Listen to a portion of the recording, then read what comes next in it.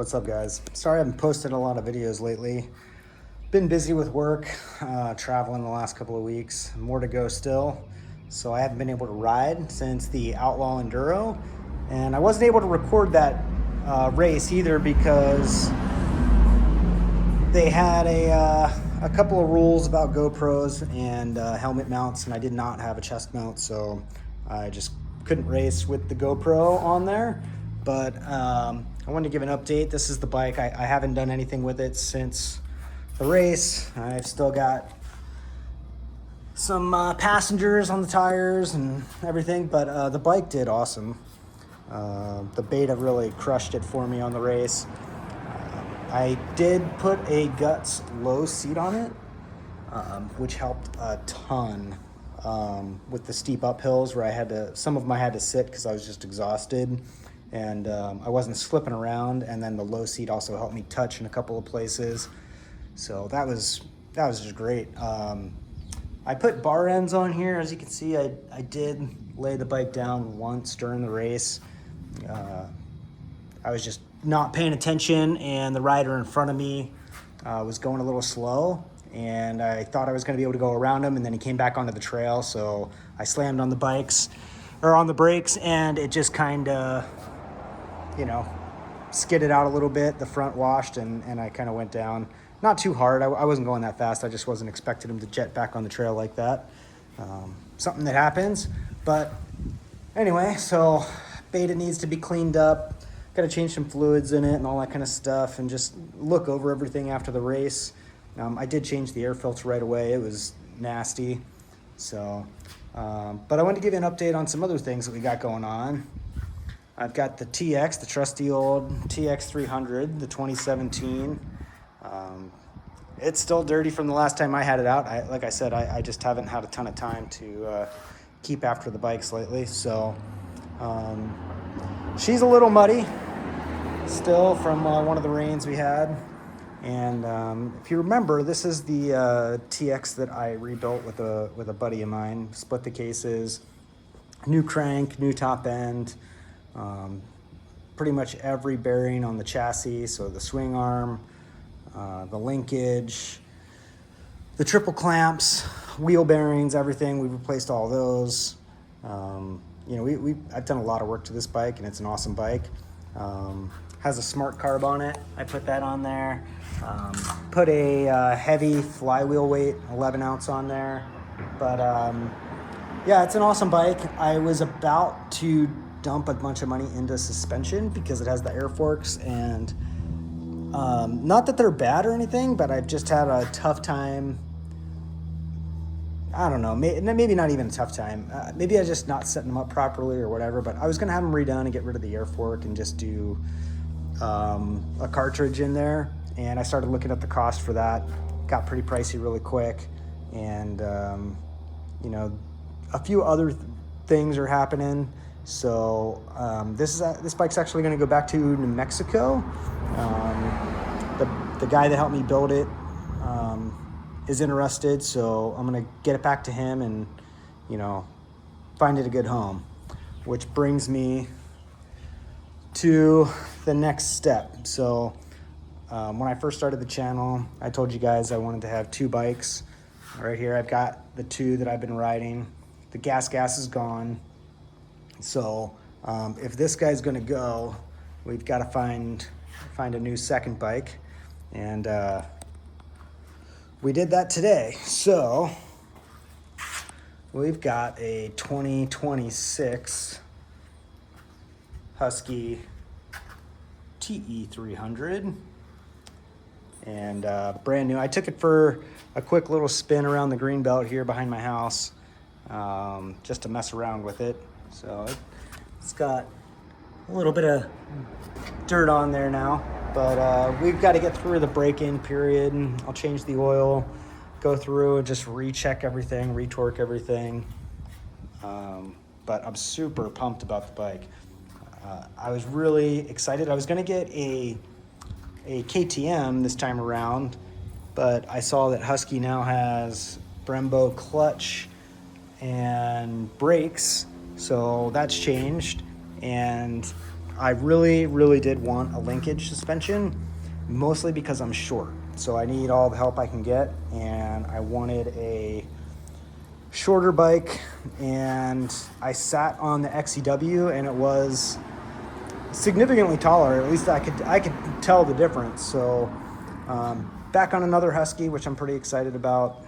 I probably will get a low seat. Husky makes one, and I talked to AEO in Mesa where I bought it, and I think they gave me a price for the low seat of like $180, which is pretty reasonable considering the Guts one here. Now, granted, the Guts has the nice ribs on it for his pleasure, but yeah, so the Guts one was like 300, I think, and so I think 180 for a low seat on the Husky is pretty darn reasonable. A couple of things I might do. I have a skid plate already for it. I pulled that off the gas. Same with swing arm guards. I think they're identical. If they're not, then I'll have to sell them. And the other thing, I've got the black pro tapers on here, and they're fine, no problem with them. But I might throw these blue pro tapers that I have on the TX on here, just because I think they'll look cool. And yeah, trying to think what else. The 2026s, I'm sure you guys have heard, come with AT82s instead of the 81s, which I had 82s on a Beta 390, and I really liked it. So it lasted a pretty long time. Had a lot of good bite, especially when it was new. And then you can also reverse it. So you've got a flat lug on this side and then kind of like a scoop on this side. So you can reverse it for terrain if you want to. I would probably not do that. I'll run it and then I'll get rid of it. And I've got a gummy in the garage over there. But I'll definitely be throwing moose balls in here, front and rear. And we'll see how it goes. One of my riding buddies is telling me I should put a TSP ECU or do the programmer for it, and I'm looking very heavily at that. So we'll see. But I'm not going to go too crazy, just some production parts. I will say that the dealer where I got it from, this was their last 2026, and it is March 2nd right now. And when I put the down payment on it, they told me it was the last one they were getting for 2026, and that was 2 weeks ago. So, yeah, I guess Husky is not putting out the same production numbers as they used to if we're in the beginning of March and they're already running out of inventory. But they were pretty cool. They still gave me some money off the bike, and they also, I asked them if they could sell me some protection parts at cost. So they did that. So I've got some billet front and rear rotor guards coming. Actually, I have them in the garage. I just got to throw them on. And yeah, like I said, I got the skid plate that I had on the gas. I'm gonna throw that on here. I think it's the same. Should fit. Same with the swing arm guards. So we'll see. If it doesn't, I'll sell them. I'm definitely gonna get rid of this guy right here, this chain guard. It's really flimsy. I will for sure catch that on something. It'll just become trail litter if I don't take it off now. But yeah, that's where we're at. So new TE300 joins the family. Got the trusty old Beta here, not old, 2025 still. And let's see, what do we got after the race? 331 miles. 19.2 hours. So Beta's still a baby. And I cannot say enough how awesome this bike was in the Outlaw Enduro. When I got tired, that was when I really noticed it. The bike was just so easy to ride. Climbed up all the hills in that last test, and I got stuck behind some people on a hill, so I had to stop and start a couple times mid-hill. There was only, once you're in the rut, you can't really jump out, so I just had to wait it out. But I was exhausted, but the bike really did, I feel like it did make a difference. And yeah, I just can't say enough good things about these Beta 4-strokes. They're awesome. The reason I got a TE 2-stroke instead of a Beta 2-stroke, one is AEO gave me a pretty good deal on this bike. And the gas, I got rid of the gas through them. They were super helpful with that and got me a good price, which made me, end up with a Husky. I didn't have anything against the Beta 2-strokes. I know they're awesome.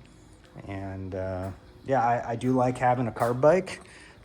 It's easy to work on. I can pretty much do everything on this bike myself. And so that's a huge benefit.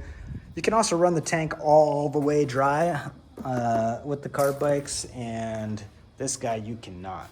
So we'll just have to see how it goes. I think the longest rides we've been doing is, 40 miles, 30 to 40. And hopefully I don't have to bring extra gas.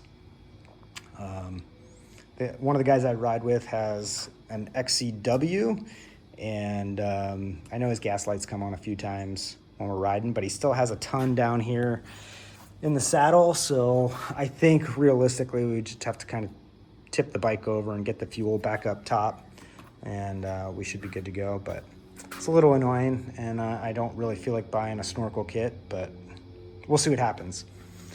Anyway, that's all I got. So a new guy, other new guy, and the old new guy. Yeah, pretty awesome. I'm a little sad to see this guy go, but I've got it for about another month or so before I bring it to New Mexico. So I'll get it all cleaned up.